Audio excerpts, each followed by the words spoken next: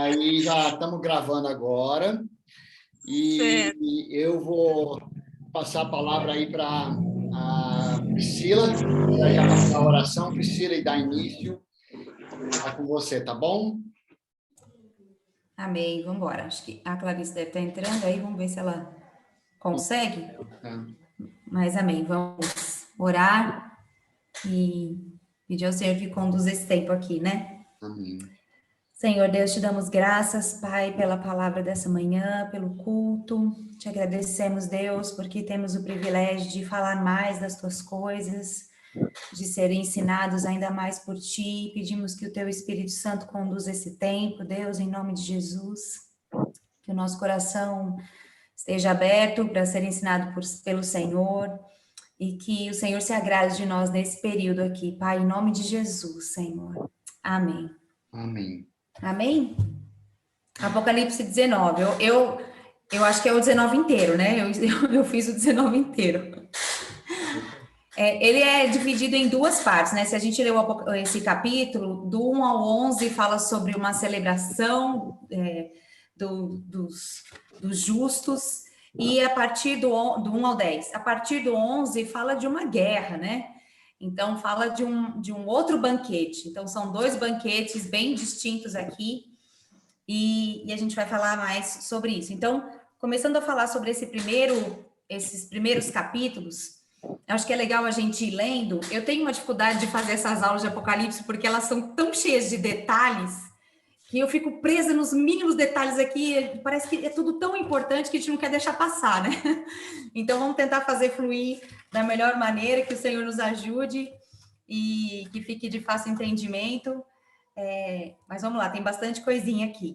É linda a Bíblia, o Apocalipse é tão maravilhoso, porque ele não deve ser para a gente algo que nos assuste, que nos dê medo, né? Ele é para nós um motivo de celebração, de esperança, né? Nós estamos salvos em Jesus Cristo, então para nós ele é um motivo de grande júbilo. A gente está vendo que o nosso Senhor, ele é o vencedor invicto, a vitória é dele, a salvação pertence ao Senhor, a gente tem mesmo que dizer aleluia.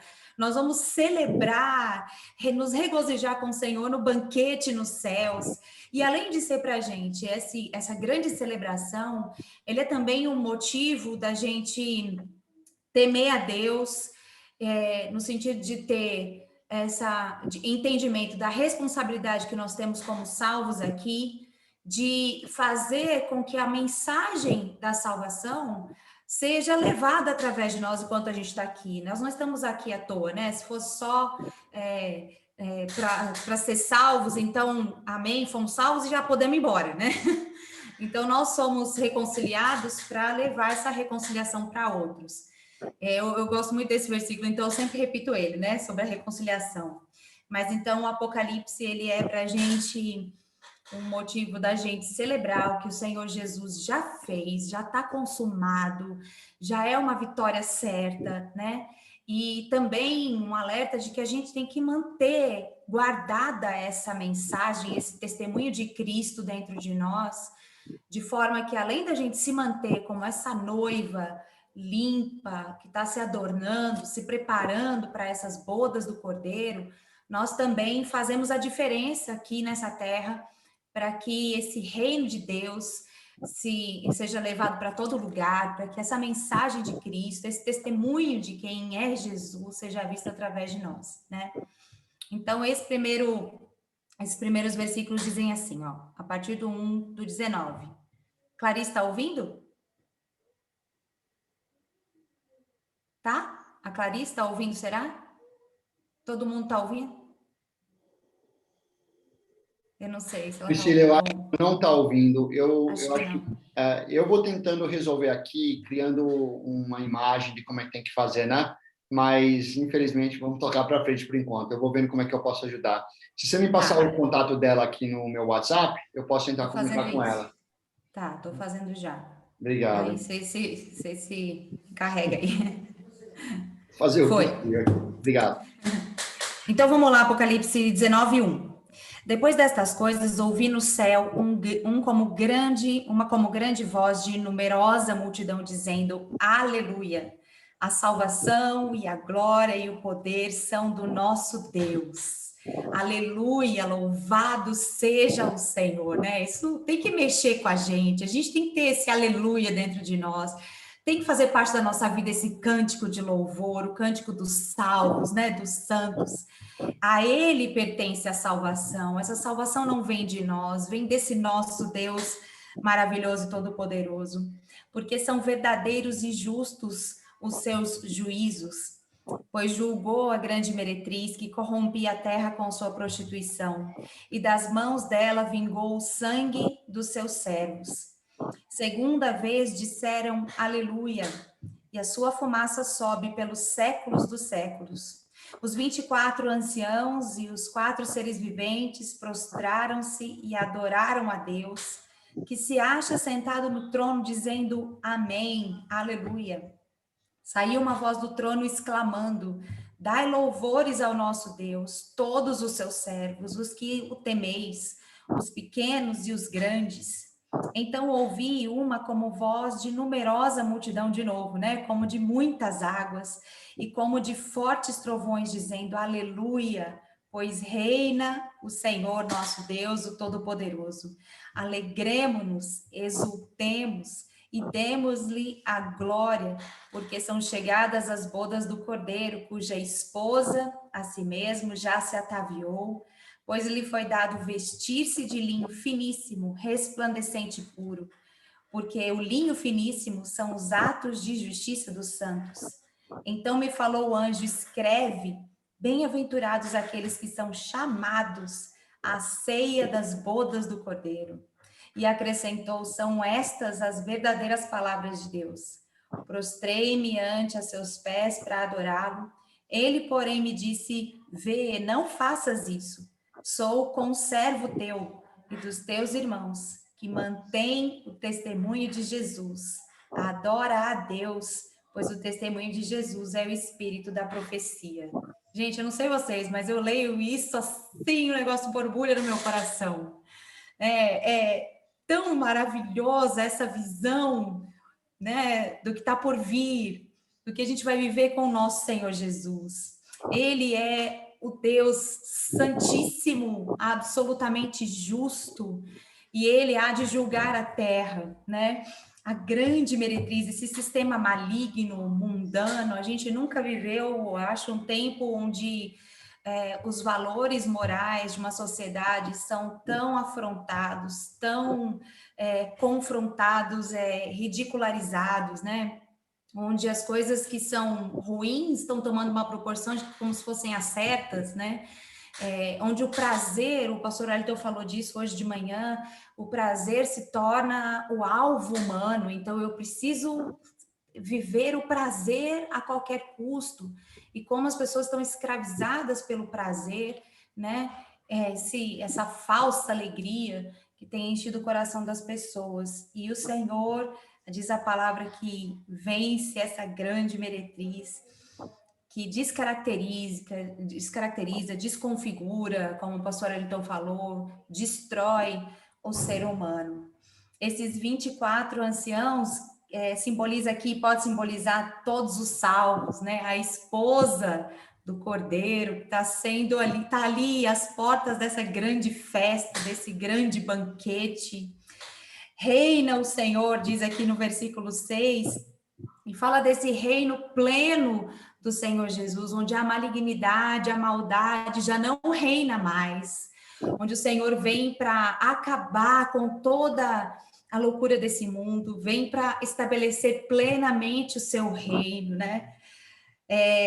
Os poderes satânicos foram completamente derrotados.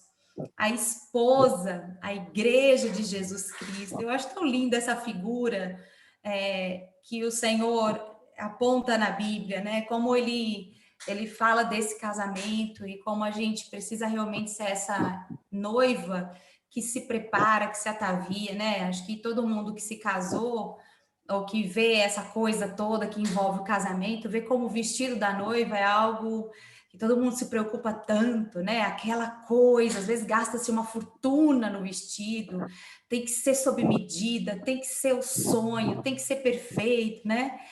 E a gente, como igreja aqui, a gente precisa valorizar o que nós temos aqui, esse tempo que nós temos. E quanto mais a gente se limpa, mais a gente se atavia, mais a gente se prepara, mais a gente quer estar bonita para o nosso noivo, quanto mais a gente quer estar digna de honra para ele, mais a gente desfruta dessa presença incrível do Senhor Jesus, mais a gente desfruta desse amor tão perfeito que nos cobre aqui nessa terra, mais a gente ouve a voz do Espírito Santo e essa doçura dele dizendo é aqui, é esse caminho, né? A gente começou no nosso grupo de discipulado, eu não sei quantos já começaram nos seus grupos, a Jornada da Graça, né? E eu não sei quem já teve aqui a alegria de ler, pelo menos a introdução desse texto tão lindo que foi escrito ali. Fala desse convite de Jesus Cristo para andar com ele. E ele é esse caminho poderoso que nos leva para casa pelo caminho que a gente deve andar. É tão lindo o que Jesus faz com a gente, né? Quando a gente realmente tem esse encontro com o Senhor Jesus e entende que ser a noiva de Cristo não é só estar vestida de um vestido, porque a palavra lá em Mateus 25, a parábola fala de 10 virgens, as 10 sábias e as 10 nécias, né? As 5 sábias e as 5 nécias. E fala que todas elas estavam vestidas de noiva.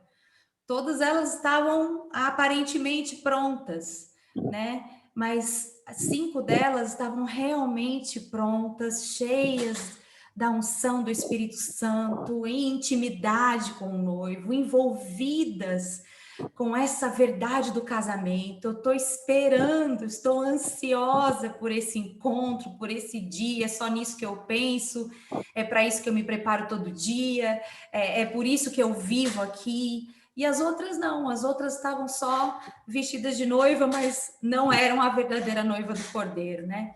Então, quando o Cordeiro vier nos buscar, que nós sejamos essa noiva cheia do Espírito Santo, que guardou o testemunho, essa mensagem verdadeira de Cristo.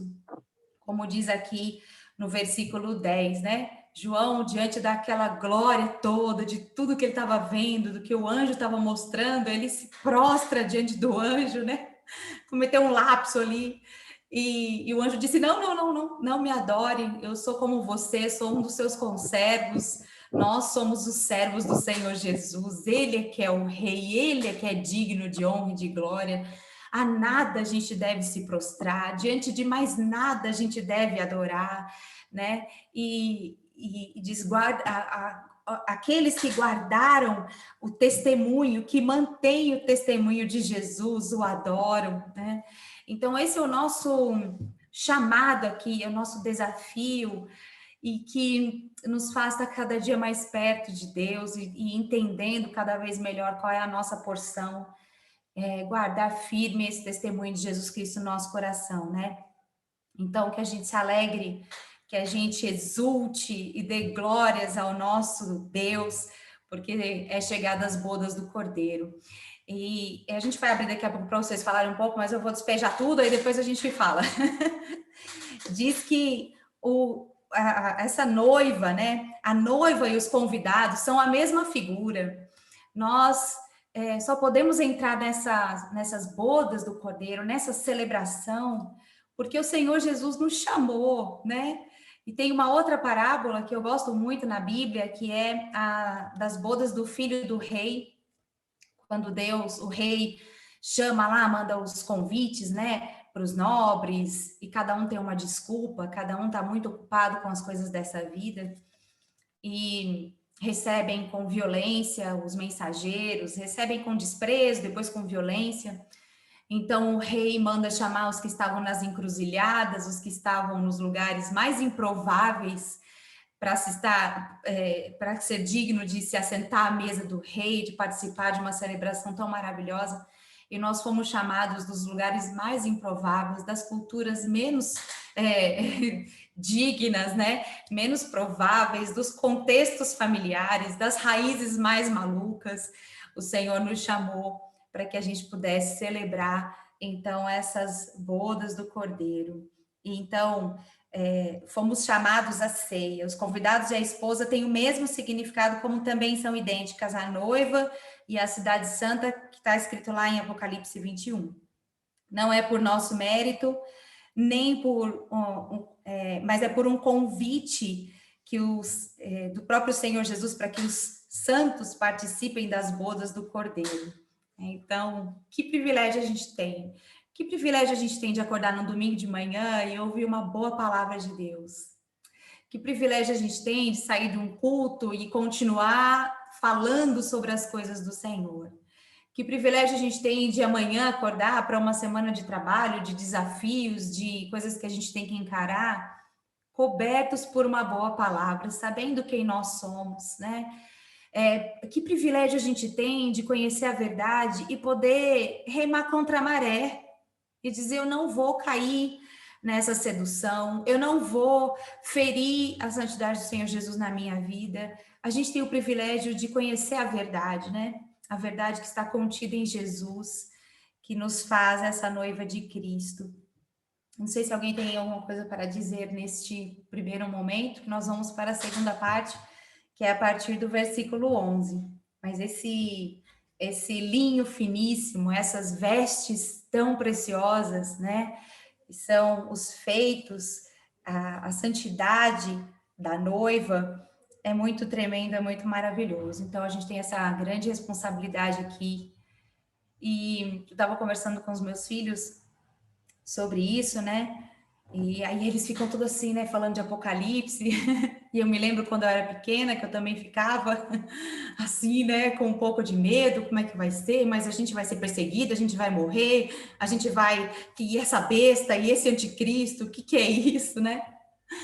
E eu falei, gente, a gente tem um motivo tão maravilhoso de celebrar, porque o Senhor Jesus nos cobre de tudo que a gente precisa para passar pelo que for aqui nessa terra. E quanto mais perto dele a gente está, mais preparados para o tempo do fim a gente está também, né? A gente não sabe o dia nem a hora, há muitos sinais, muitas coisas acontecendo, mas a gente não pode dizer agora, é lá na frente, sei lá quando que é. Eu sei que a gente precisa viver a iminência desse dia, é como se fosse hoje. Eu vivo hoje preparado para que o meu noivo venha me buscar. É isso que me move, é isso que me renova todos os dias, né? Tem uma música nova aí rolando, um louvor que eu acho muito lindo, que nem sei o nome da banda, mas que fala assim: as minhas lamparinas já estão acesas, eu só estou esperando o barulho dos teus passos. Para abrir a porta e dizer, é só bater que eu vou abrir a porta, Senhor, eu estou pronto, é isso que eu anseio. Então, eu saio para trabalhar, eu saio para estudar, eu vivo a minha família, a rotina do dia a dia, mas com o meu coração ansiando por esse dia, né? O Senhor Deus colocou no nosso coração esse anseio pela eternidade. E quanto mais a gente quer conhecer, mais sentido faz para a gente viver. É por medo, não é por vazia, porque Jesus, ele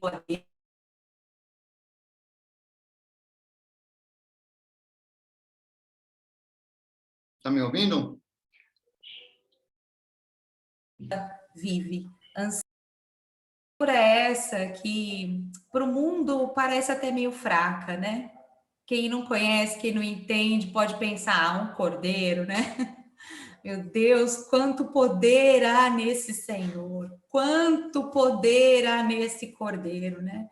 Por causa dele, a gente tem uma grande festa para já começar a celebrar agora, para dizer a partir daqui já, aleluia, ele venceu. Já foi consumado, já aconteceu. Tudo isso que a gente está lendo aqui já aconteceu no mundo espiritual, as coisas já se fizeram, né? Não há nada que possa vencer o nosso Deus. Então a gente tem todos os motivos para celebrarem muito esse nosso amado Jesus. Alguém tem alguma coisa que queira acrescentar nesse primeiro momento? Um de cada vez, para a gente não embolar. Não? Sim? Não. Então, vamos lá, a partir da segunda parte, que é a partir do versículo 11, e vai falar de um outro banquete, bem diferente desse que a gente acabou de dizer aqui. Então, vamos a partir do 11. Vi o céu aberto e eis um cavalo branco. Seu cavaleiro se chama Fiel e Verdadeiro e julga a peleja com justiça. Esse fiel e verdadeiro é o próprio Cristo, né? Os seus olhos são chama de fogo. Na sua cabeça há muitos diademas. Tem o nome escrito que ninguém conhece, senão ele mesmo. Está vestido com um manto tinto de sangue, e o seu nome se chama o Verbo de Deus. E seguiam-no os exércitos que há no céu, montando cavalos brancos com vestiduras de linho finíssimo, branco e puro. Sai da sua boca uma espada afiada, para com ela ferir as nações, e ele mesmo as regerá com um cetro de ferro, e pessoalmente pisa o lagar do vinho, do furor da ira do Deus Todo-Poderoso. Eu queria abrir um parênteses aí, para a gente ir lá em Isaías, no capítulo 63, porque a gente vai ver que tem, o que diz aqui é o que foi falado lá para Isaías, no capítulo 63, e a gente entende um pouquinho melhor sobre o que é essas vestes tintas de sangue, que sangue é esse, do que a Bíblia está falando, né? Aê, muito obrigada. Isaías 63, do versículo 1 até o 6, que diz assim: Quem é este que vem de Edom, de Borza, com vestes de vivas cores, que é glorioso em sua vestidura, que marcha na plenitude da sua força? Sou eu quem falo em justiça, poderoso para salvar. Por que está vermelho o traje e as suas vestes, como os daquele que pisa as uvas no lagar? O lagar eu o pisei sozinho, e dos povos nenhum homem se acha comigo. Pisei as uvas na minha ira, no meu furor, as esmaguei e o seu sangue me salpicou as vestes e me manchou o traje todo. Se pudesse ouvir. Porque o dia da vingança me estava no coração e o ano dos meus redimidos é chegado.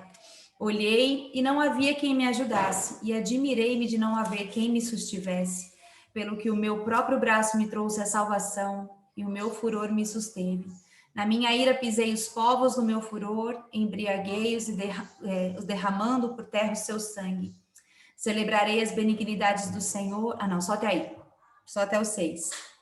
Então a gente vê que é exatamente o que diz aqui em Apocalipse, né? É o dia, é o tempo da justiça mesmo. É o tempo de justiça, de se aniquilar com toda a maldade, com toda a iniquidade, com essa sujeira toda que existe no mundo, né? Eu fico pensando, às vezes a gente fica sabendo de algumas coisas, vê algumas notícias, e criam na gente um enjoo até, né? Uma indignação tão profunda, tantas coisas loucas que estão acontecendo, né? Filhos matando seus pais, pais matando seus filhos, né? Quantas notícias de pais matando os filhos, mães matando seus filhos. A Bíblia fala sobre isso, né? Isso não é uma coisa que a Bíblia diz, deixa a gente ignorante, ela diz sobre todas essas coisas. Essa corrupção toda, esse interesse tão grande que move o coração dos homens. Então, o homem está no centro de tudo, é por ele, é o que ele quer, é o prazer dele, a vontade dele, né? E isso impede tanto as pessoas de estarem em Deus, né? Porque quanto mais você está em Deus, mais você tem contato com a sua pobreza, né? Quanto mais você está perto de Deus, mais você enxerga as suas mazelas e mais você se derrama, então, para ser curado, restaurado, e mais contato com esse amor incrível de Deus você tem. Quanto mais cheio de sujeira, quanto mais envolvido com a maldade, mais distante de Deus e menos interesse em coisas boas a pessoa tem, né? Então, esse tempo do fim também vai trazer esse fim dessa loucura toda que enquanto a gente vê aqui envolve o ser humano, né? Eu acho que eu não li até o fim, né? Eu li até o 15, né? Eu li até o 15. Sai da sua boca uma espada afiada, para com ela ferir as nações, e ele mesmo as regerá com cetro de ferro, e pessoalmente pisa o lagar do vinho, do furor, da ira do Deus Todo-Poderoso. Lá em Hebreus, no capítulo 4, fala sobre essa espada poderosa, né? Hebreus 4, versículos 12 e 13, diz assim: porque a palavra de Deus é viva e eficaz, e mais cortante do que qualquer espada de dois gumes, e penetra até o ponto de dividir alma e espírito, juntas e medulas, e é apta para discernir os pensamentos e propósitos do coração. E não há criatura que não seja manifesta na presença dessa palavra, desse verbo vivo. Pelo contrário, todas as coisas estão descobertas e patentes aos olhos daquele a quem temos de prestar contas. Então, a gente vê aqui no versículo 13, que a gente leu aqui de Apocalipse, do capítulo 19, que ele está vestido com um manto tinto de sangue e o seu nome se chama Verbo de Deus, essa palavra poderosa, Jesus Cristo, que vem realmente para acabar com toda a malignidade, com todos os domínios, com todos os governos das trevas, né? Com o governo da besta, com todo esse levante do inferno e para resgatar os seus. Então, essa palavra poderosa, ela a tudo prescruta, ela conhece a todas as coisas, nada fica oculto diante dela. E eu acho tão interessante a gente falar sobre a misericórdia de Deus, né? Deus é tão misericordioso que eu acho que algumas pessoas, ao verem essas coisas tão fortes, pensam: meu Deus, mas Deus vai fazer assim, Deus vai destruir não sei o quê. E as pessoas, né?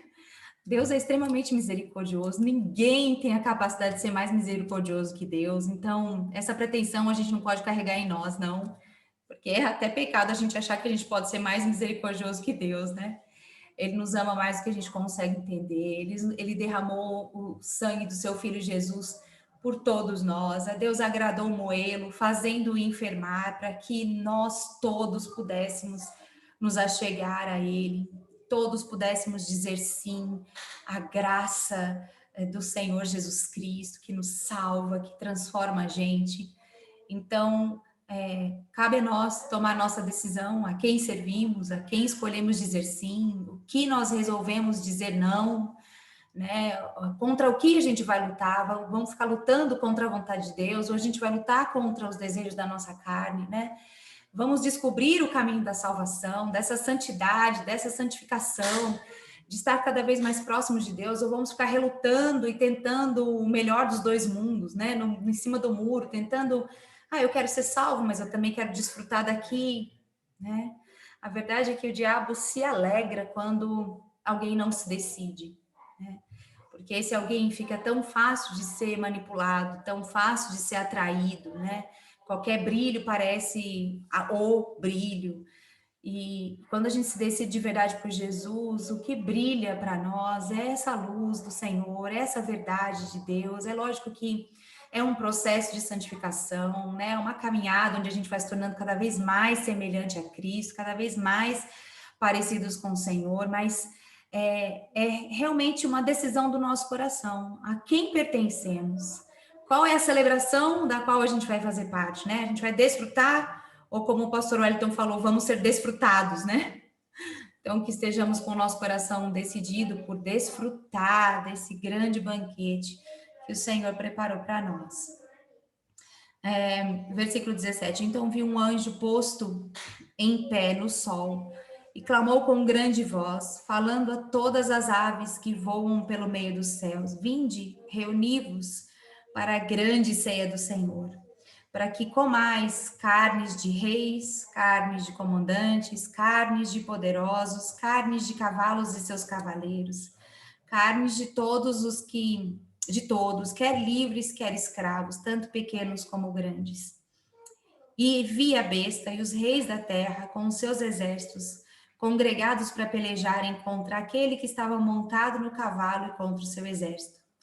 Mas a besta foi aprisionada, e com ela o falso profeta, que com os sinais feitos diante dela seduziu aqueles que receberam a marca da besta, e eram os adoradores da sua imagem. Os dois foram lançados vivos dentro do lago de fogo que arde com enxofre. Os restantes foram mortos com as espadas que saía da boca daquele que estava montado no cavalo, e todas as aves se fartaram das suas carnes.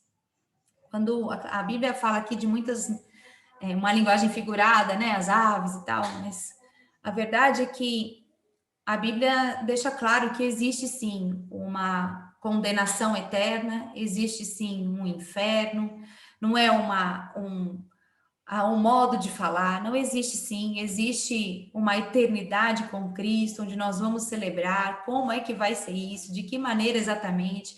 Tem vários estudos, tem várias maneiras de interpretar, mas existe uma vida eterna com o Senhor Jesus. E também há uma condenação eterna para aqueles que resolveram desprezar essa mensagem tão poderosa da salvação e para a besta, para o anticristo e para todas esses principados e potestades, esses governos malignos que cairão, né? Então, eu acho de um amor tão profundo Deus nos permitir ter acesso a todas essas informações, né? A todo esse ensinamento. Acho que eu falei para caramba aqui, falei pelos cotovelos, mas eu tenho, como eu falei, uma dificuldade de falar de dar aula sobre isso, porque é muito detalhezinho e que eu tenho dificuldade de passar por cima, né? Mas eu acho que daqui a gente pode concluir que Jesus, ele vence sobre todos os poderes, sobre todas as coisas. Ele é aquele que tem o nome acima de todo nome. Nós vamos conhecer muitíssimo de Deus na eternidade, muito desse Jesus na eternidade. Nós temos uma mente limitada aqui, nossa maneira de entender aqui ainda é muito limitada por aquilo que a gente conhece, pelas coisas visíveis e palpáveis, né? E a gente vai conhecer tanto desse Deus, vivendo com Ele eternamente. Eu concluo dizendo, então, que a meretriz caiu e a noiva chegou ao casamento, aleluia. As bestas que atormentavam os homens são derrotadas e lançadas no lago de tormento perpétuo, que é o inferno. Que a gente possa concluir esse capítulo, né? Depois ainda vai falar do dragão no próximo capítulo, mas com uma alegria no nosso espírito de poder caminhar com Jesus, de valorizar a voz do Espírito que nos dirige, né? Acho que um dos grandes medos de muitos crentes e se eu não souber o que é a marca da besta? E o que eu faço? Será que eu vou permitir? Será que eu não vou permitir? O Espírito Santo não vai deixar a gente na mão, né? Ele fala com a gente, ele nos direciona, tem o testemunho vivo do Espírito Santo dentro de nós.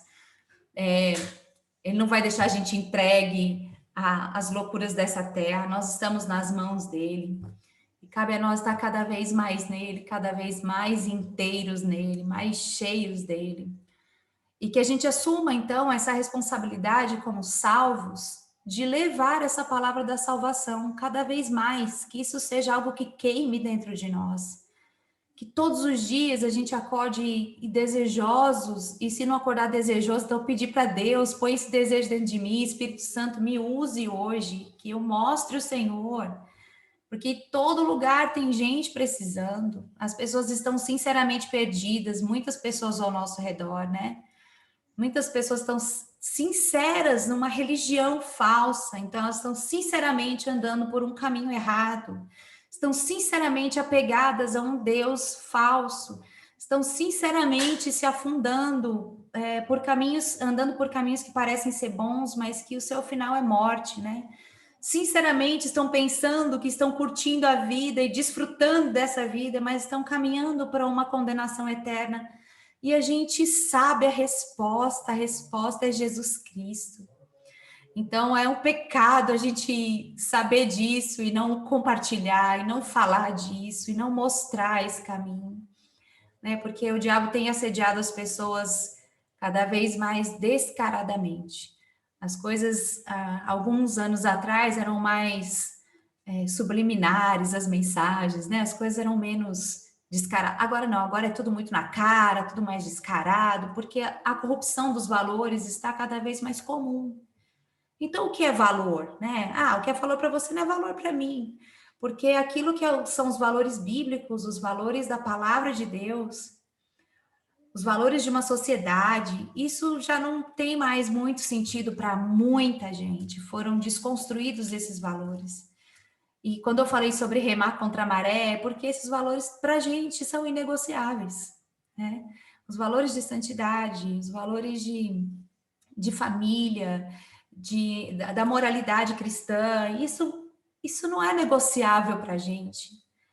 E não é por causa de um conjunto de regras, é porque esse é o caminho de santificação, né?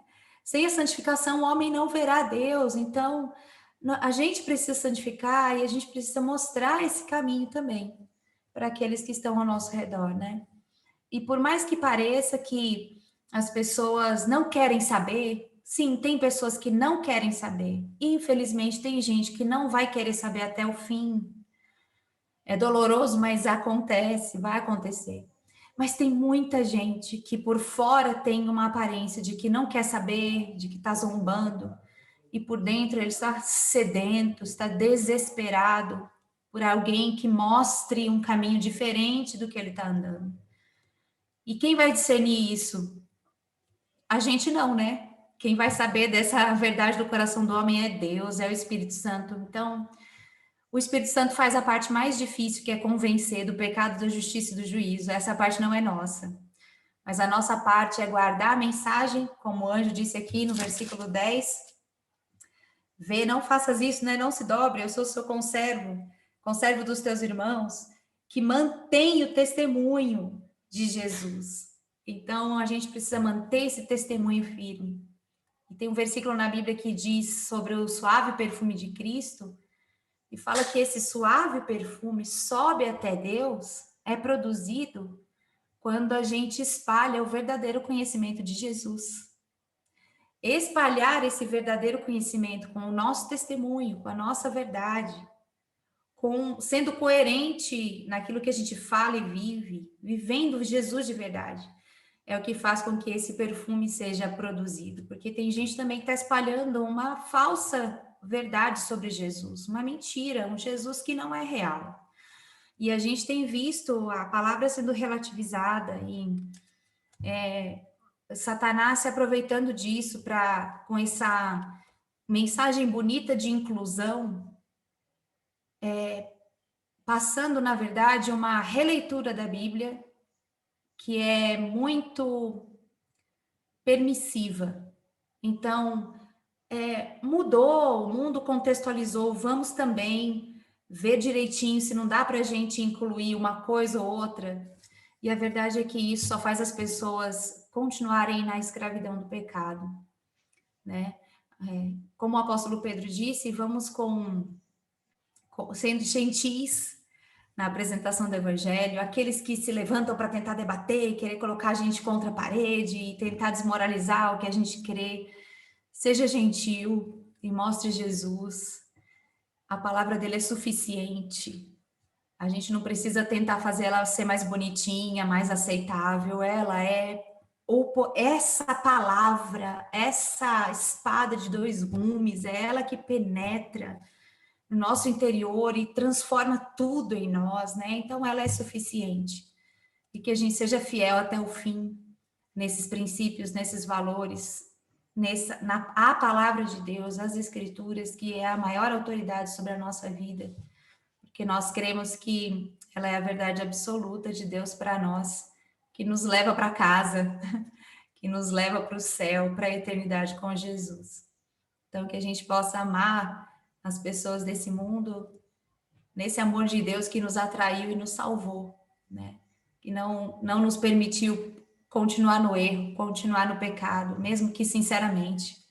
Então, que a gente também seja que a gente também saiba amar os que estão perdidos, né? A gente fala isso com facilidade, mas na prática a gente às vezes tem dificuldade. E eu acho que a gente tem mais dificuldade de exercer isso para aqueles que são próximos da gente do que os que estão mais distantes. Então, a gente olha para o mundo e vê as pessoas perdidas e a gente se compadece. Às vezes, alguém dentro da nossa casa que está perdido e a gente fica com raiva porque não entendeu ainda, porque, né? Então, que a gente consiga ter esse amor cristão que leve até o Pai. Eu falei demais, gente. Agora eu vou deixar com vocês. Eu vou só falar uma frase do pastor Wellington antes de vocês.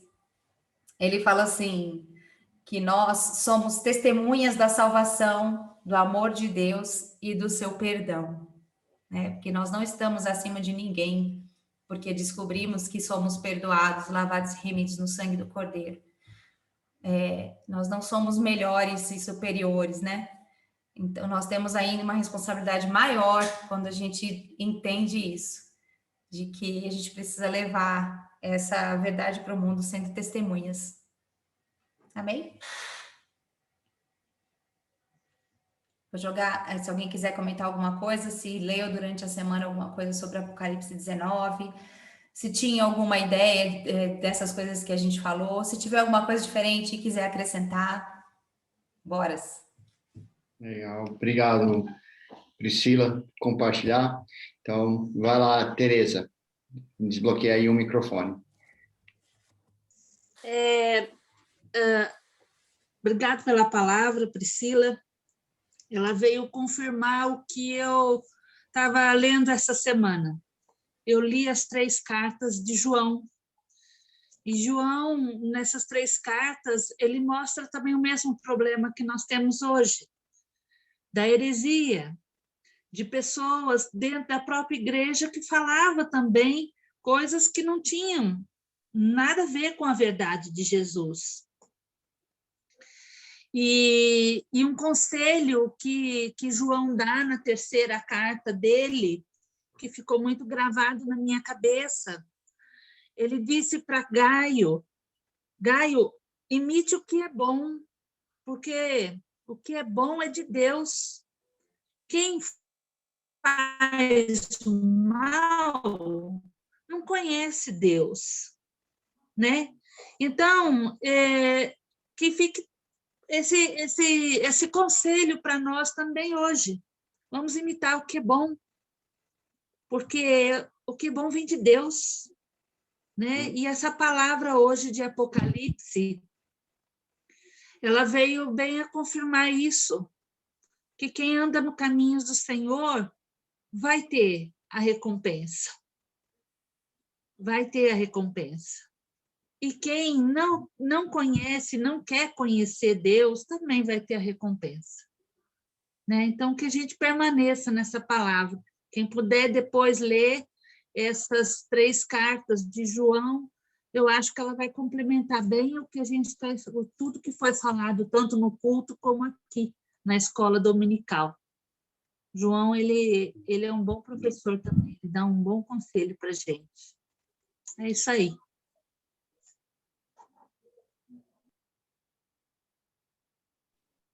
Muito bom, obrigado, Tereza.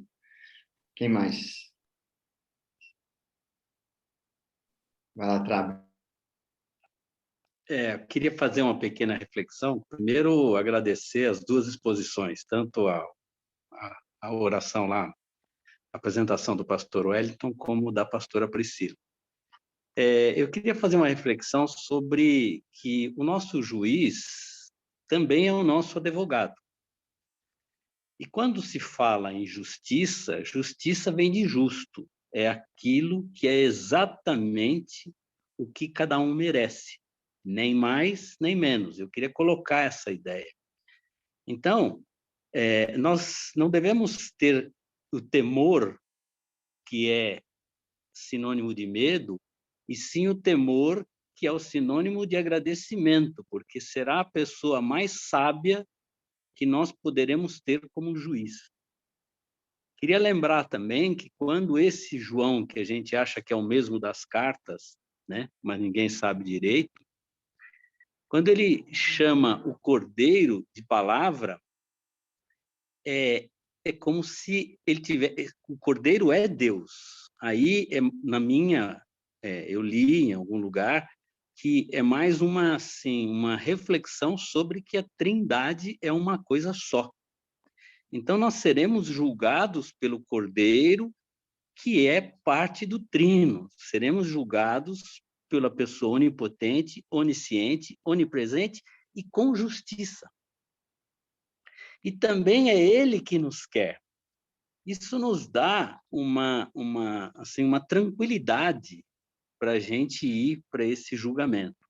É lógico que nós temos que fazer a nossa parte, nós temos que estar preparados. E quanto mais preparados, então, na minha concepção, é o mesmo caminho, só que ele tem uma mão dupla. É como se fosse uma moeda que tem os dois lados. Você pode escolher a cara ou a coroa. E não adianta você querer misturar a cara com coroa, ou mais ou menos, né? É a diferença entre chegar lá e quase chegar lá. Então, eu queria colocar essa reflexão, que foi o que eu depreendi lendo esse capítulo 19 aí de Apocalipse. Porque antigamente, eu confesso para os irmãos, que eu não me interessava. Eu li o Apocalipse porque eu queria dizer que eu li a Bíblia inteira, mas não gostava muito, não, né? É muita bagunça, muito símbolo. E agora, com essa EBD, eu tenho já tenho lido espontaneamente Apocalipse. É isso aí, irmãos. Obrigado.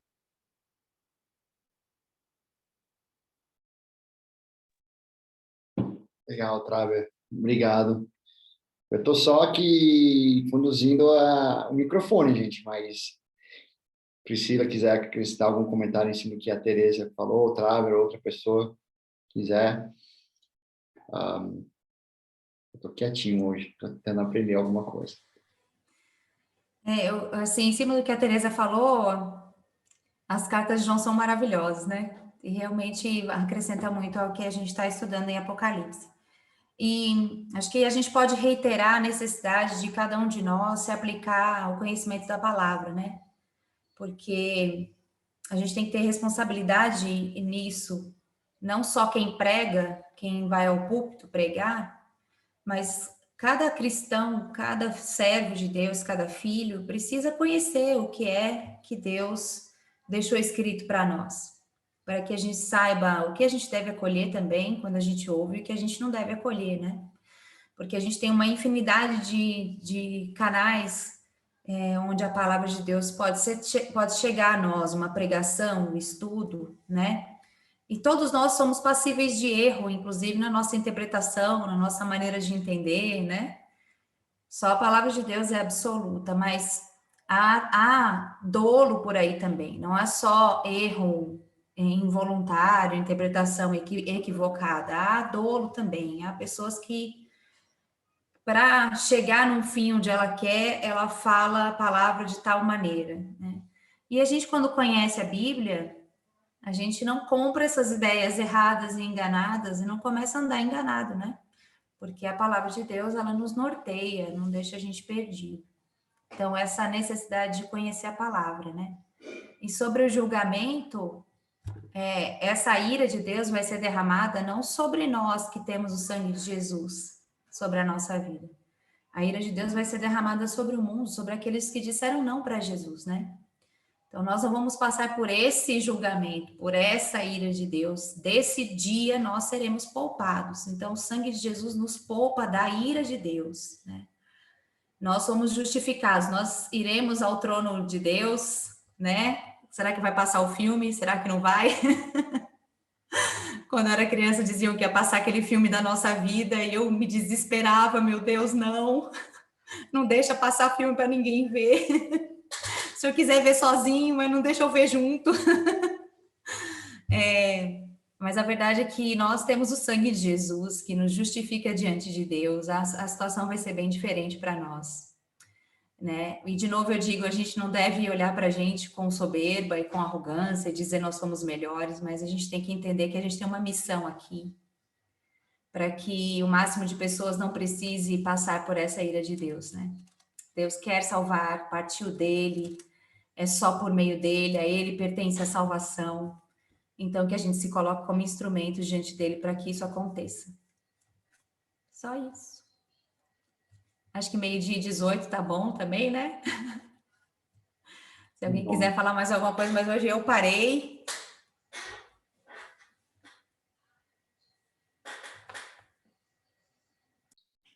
Bom, mais alguém comentar?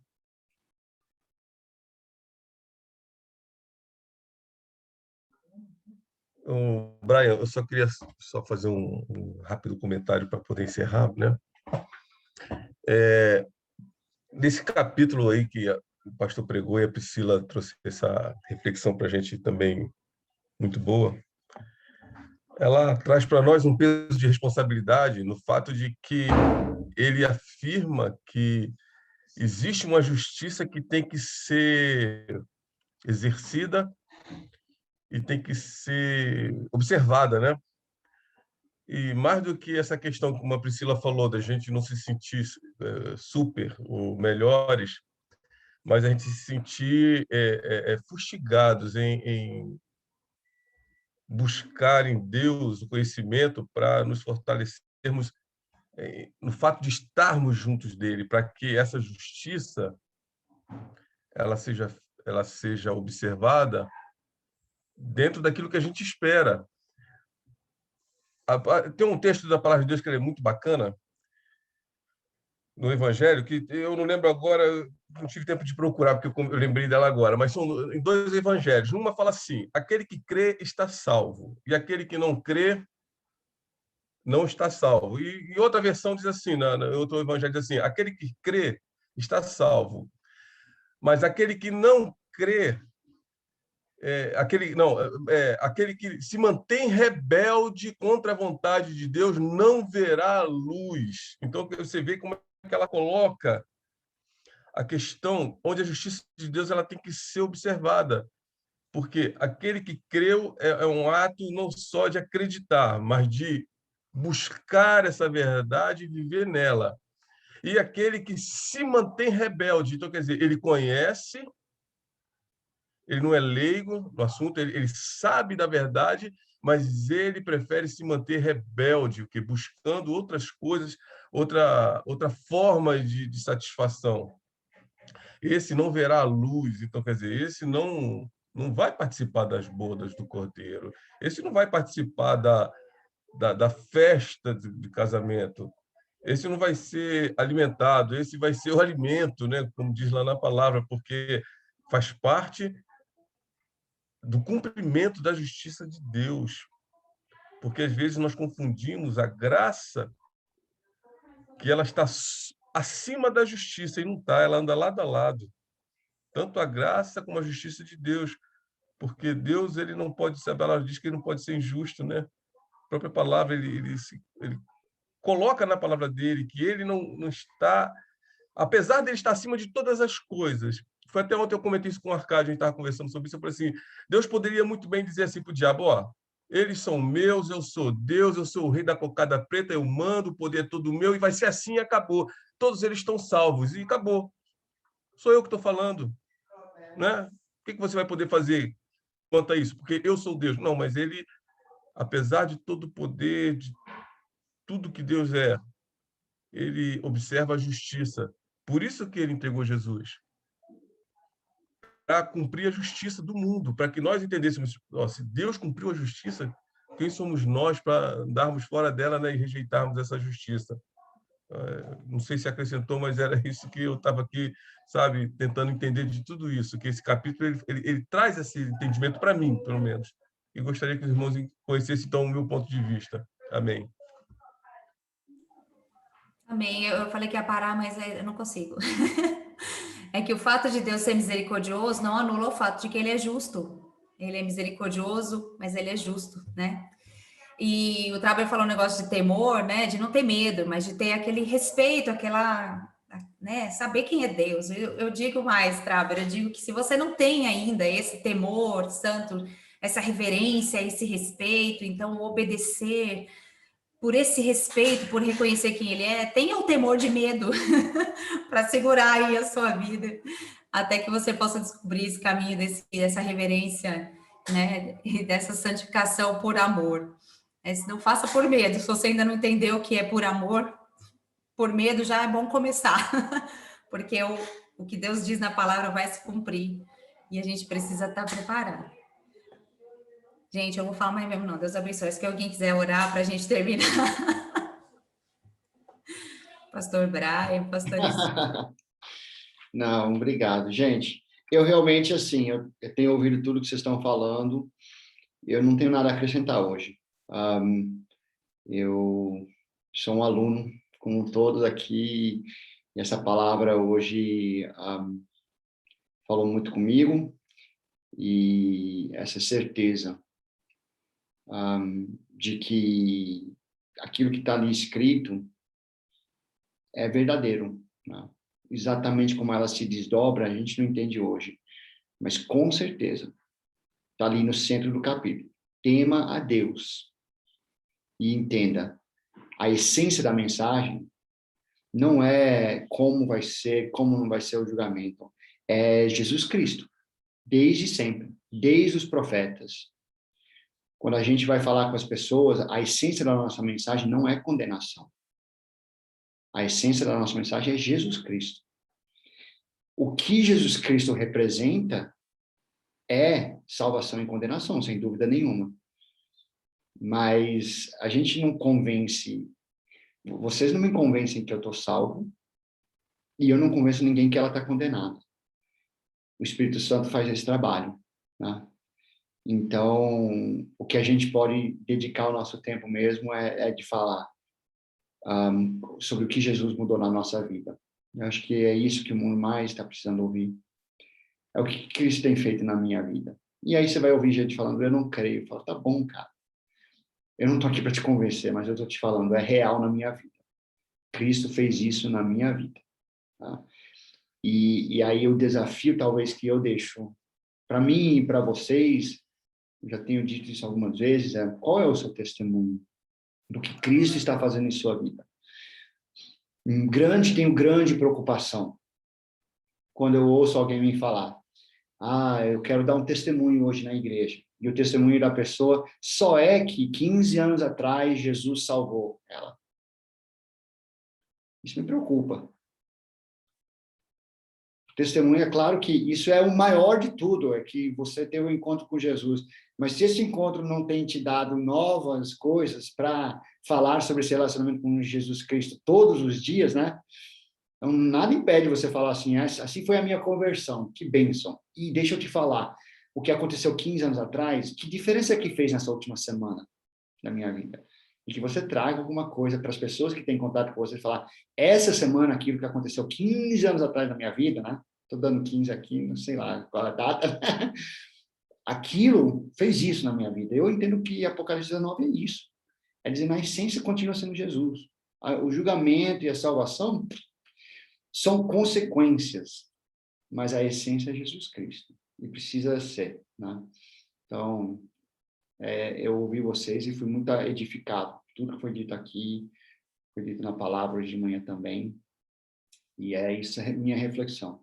Que diferença fez essa última semana na minha vida? E que diferença vai fazer nessa semana que se inicia?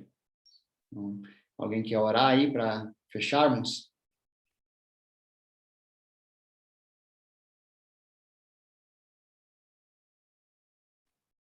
Eu vou orar aqui, então vamos lá. Senhor nosso Deus, te agradecemos nessa manhã pela vinda de Jesus Cristo, pelo sacrifício na cruz, pela salvação que nos justifica. E porque somos justificados, então, a partir disso, nós podemos, então, clamar e pedir misericórdia também. Ó Deus, não temos como pedir justiça baseada no nosso próprio mérito, mas somos gratos que Jesus Cristo torna o que seria justiça na nossa vida algo agradável, porque Ele torna isso agradável, porque Ele torna a vida eterna possível para nós. E oro a Deus que cada um de nós possa sair daqui nessa manhã, desse culto, desse estudo, dessa busca da tua presença, renovados, esperançosos, com alegria e, ao mesmo tempo, com uma grande humildade, Senhor. Deus, eu creio que na minha vida, talvez na vida dos meus irmãos e irmãs, nós esquecemos algumas vezes de onde nós fomos resgatados. E é bom a gente lembrar o que seríamos sem o Senhor. Não como algo que venha criar chantagem emocional na nossa vida, de forma alguma, mas algo que venha nos encher de gratidão. E também nos criar um desejo maior de compartilhar isso com outras pessoas. Não de julgar, nem de condenar, mas simplesmente de dizer, é isso que Cristo fez na minha vida. E que essa palavra possa ser a essência daquilo que nós falamos. Jesus Cristo seja a essência daquilo que nós estamos falando. Não as nossas ideologias, não as nossos acertos que temos na vida, mas que nós possamos fazer daquilo que falamos mais, ser Jesus Cristo. Assim, eu oro nessa manhã, em nome de Jesus Cristo. Amém.